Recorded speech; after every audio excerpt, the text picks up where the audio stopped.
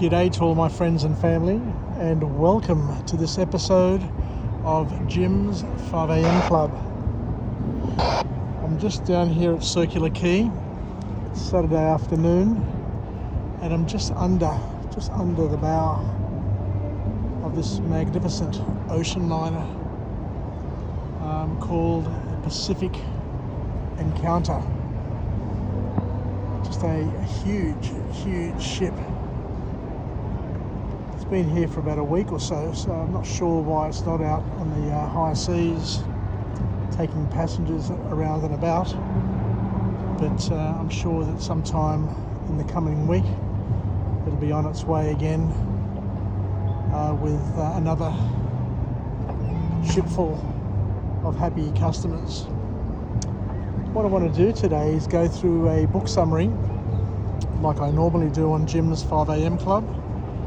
And today's episode, we're going to go through a book called Mastermind. The title of the book is Mastermind, and it's by an author known as Maria Konnikova. So what we'll do is we'll step through this book summary and try and select a few morsels and see what we can learn, what we can take, and what we can incorporate into our lives. That will be, of course, empowering and productive. So Maria, in her book, kicks off with an observation where she says something which is really interesting and really profound, something that I haven't quite thought about before nor considered. But she said that the most powerful mind is the quiet mind. It's very powerful. The most powerful mind is the quiet mind, not the busy mind, not the distracted mind, not the mind that is continuously searching for satisfaction, but the peaceful, the quiet, the tranquil mind. And that's why in many ways the religions, the Christian religion talks about the importance of quietness, of stillness, of prayer. And here is an example where it says that your mind becomes extremely powerful when it's quiet and serene rather than busy and agitated. So it is the mind that is present, reflective, mindful of the thoughts and its state that the author talks about. So what we're saying here is that a quiet mind, a peaceful mind, is not a mind that is caught up in the past. It's not a mind that is caught up in the future, but it's a mind that is just processing what is going on right here and right now, and celebrating the present, celebrating the here and now, and not being distracted, as we said, by things that have happened in the past that we can no longer change, or things that may happen in the future which may not happen at all. So with calling on the mind to be reflective, to be present, and to be mindful of the things that are going on in our lives right now, and to be focused on the state that our mind is currently in, and to make sure that we're managing it as best we can, so our mindset and our state of mind is productive and something that can help generate a positive, productive outcome. So the mind that we talk about also is the one that doesn't often multitask, and when it does it with purpose. So the author talks about the importance of being a little bit like Sherlock Holmes, to be able to learn how to unleash the power of deduction and intuition, and have a extreme eye for detail, for current detail. So the first formal point that comes from this author is where she says that we need to learn to harness our conscious system and notice the patterns of the reflective one. So to be able to reflect, to be able to think and not be distracted, not to be taken away, but to be in this present place at the present time. Because the author goes on to say something interesting, where she says that we humans are wired in a way to actively think about problems. I remember once somebody saying that humans are teleological in nature, which means that we love solving problems, we love closure, we love thinking things through both consciously and subconsciously, trying to figure out a solution, trying to figure out an answer. And this author here, Maria Konnikova, says that we as humans are wired in a way to do this. We are wired to actively think about problems. And the author then goes on to talk about the fact that we've got a reflective system. And in many ways, we are self-trained to save energy, to have the answers at hand, to take shortcuts, to save energy, and to sometimes, rightly or wrongly, take the first answer as being the correct one. But this is where the author says that in some ways we are wired for pain, because sometimes the first answer that we get, sometimes the intuitive answer that we get, the shortcut answer that comes to us immediately may not be the right one. And this is where the author says that it is important and empowering to be able to supplement the way we're wired with our active cognitive power of mindfulness to make sure that the decisions that we make take into consideration the first, second and third level consequences and enable us to come up with the best solution to help us grow and develop and become the person that we want to be. So the author goes on to also say that it takes effort to be mindful and purposeful. It just doesn't come naturally. Because I remember going to a seminar years ago where Jim Rohn was talking, and he said, it's easy, it's really easy to be successful. But he said it's even more easier to be unsuccessful. And that's why, as the author says, it takes effort to be mindful and purposeful. So what we need to do is to not be lazy and to use effort. And the author then goes on to say that to be logical, we need to remind our brain to be proactive, to be engaged, and to be aware. Now, it just doesn't come naturally. We often drop our guard. We often take the easy road.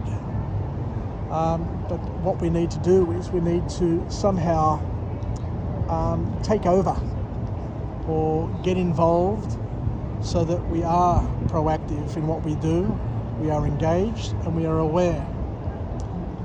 What we need to do, according to the author, and this is really, really interesting as well, is that we need to question our assumptions rather than take the easy way out.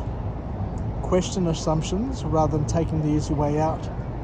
And it's always tough to question our assumptions because, as we said before, it takes effort, and most people want to take it easy. most people want to kick back and relax. So calling upon yourself to take effort and to question assumptions is something that's going to, I guess, unsettle us at times, but it's something which is important for our benefit. The next point that the author makes is that we need to declutter our brain and in order to think better, because the way we store information can be problematic to some people. As we said before, proactive thinking needs effort.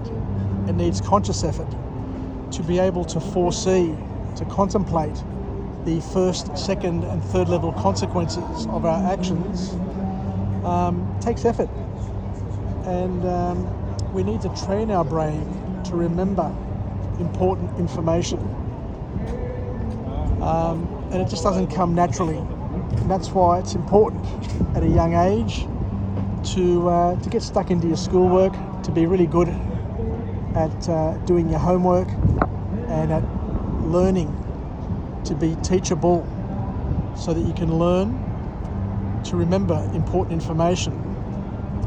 And then we need to decide how and where to store this information. We need to, some way,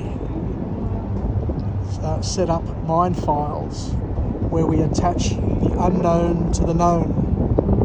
Remember reading somewhere and learning that the art of learning is simply attaching the unknown to the known.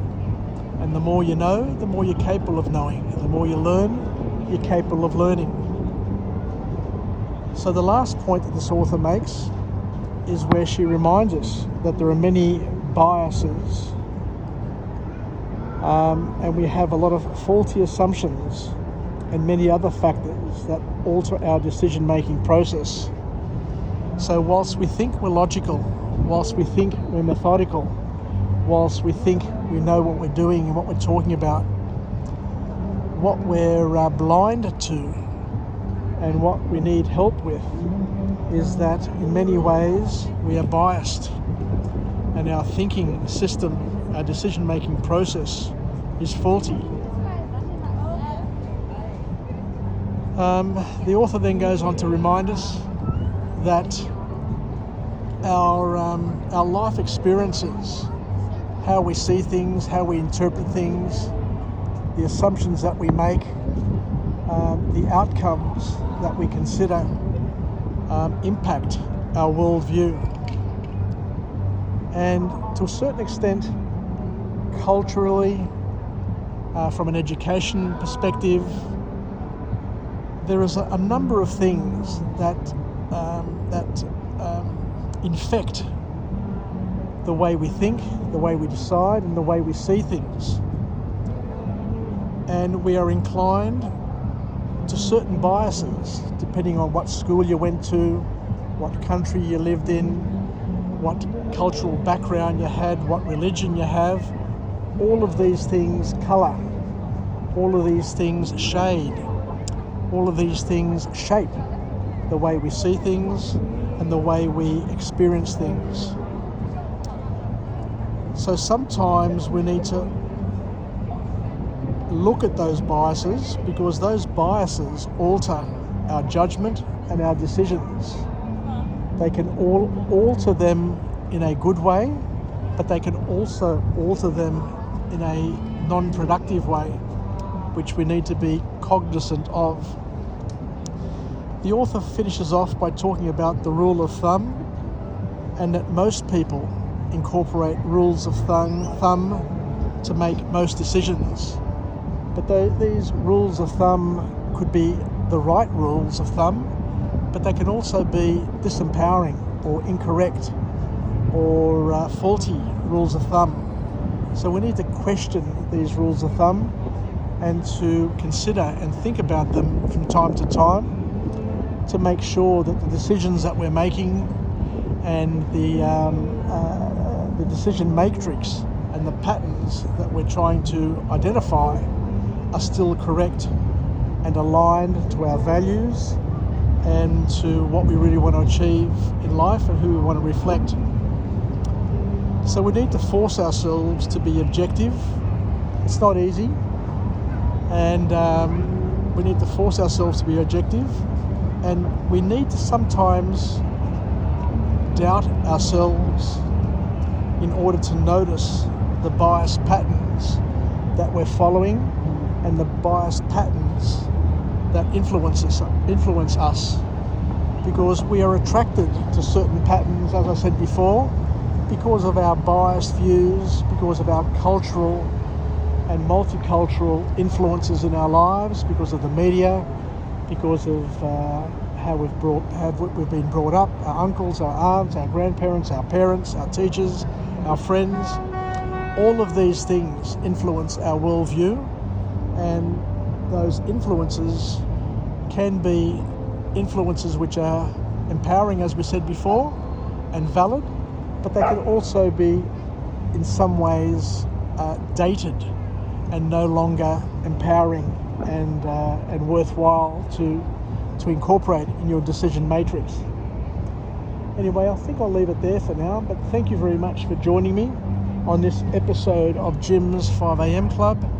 I'm just going to head back to work. I'm just finishing off my lunch break, but as you can see, Sydney's got its mojo back. It is winter, but it's a beautiful sunny winter's day.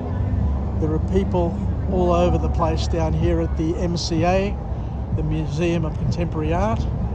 The boats are moving, the ships, the cruise liners are back, and in many ways the fears that were that caused us to be concerned with COVID are no longer as challenging as what they once were.